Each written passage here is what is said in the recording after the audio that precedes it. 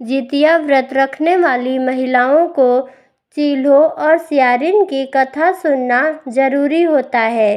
कथा इस प्रकार है। एक वन में सेमर के पेड़ पर एक चील रहती थी। पेड़ के पास ही झाड़ी में एक सियारिन भी रहती थी। दोनों आपस में दोस्त थीं। चील्हो सियारिन से इतना प्रेम करती थी कि वो कुछ भी खाने को लेकर आती तो उसमें से सियारिन को भी जरूर खिलाती। इस तरह दोनों हंसी खुशी दिन बिता रहे थे।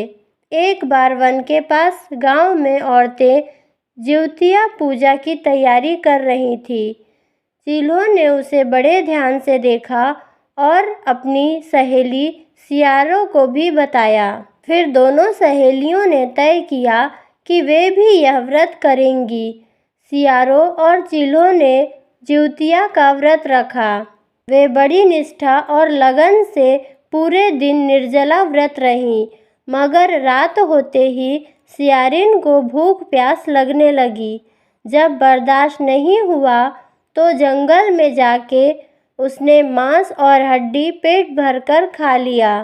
चील्हो ने हड्डी चबाने की कड़कड़ की आवाज़ सुनी तो पूछा, यह कैसी आवाज़ है?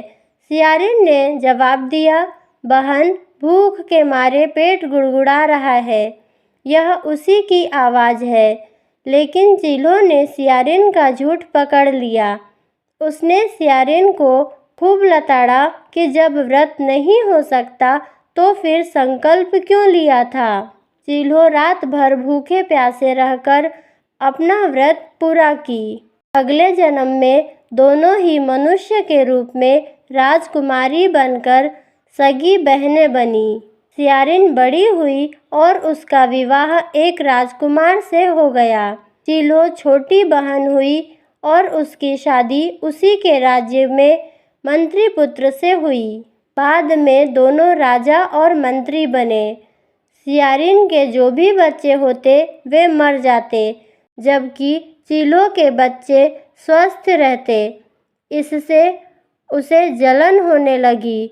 उसने उन्हें मारने की सोची। उनका सिर कटवाकर डिब्बे में बंद करा दिया और वह शीश मिठाई बन गया और बच्चों का बाल भी बांका ना हुआ। इस तरह सियारिन की बहन के बच्चों और उसके पति को मारने की कोशिश विफल हो गई। आखिरकार उसे अपनी भूल का एहसास हो गया। उसने अपनी बहन से क्षमा मांगी और उसके बताने पर जीवित पुत्री का व्रत पूरे विधि विधान से किया तो उसके पुत्र भी जीवित रहे।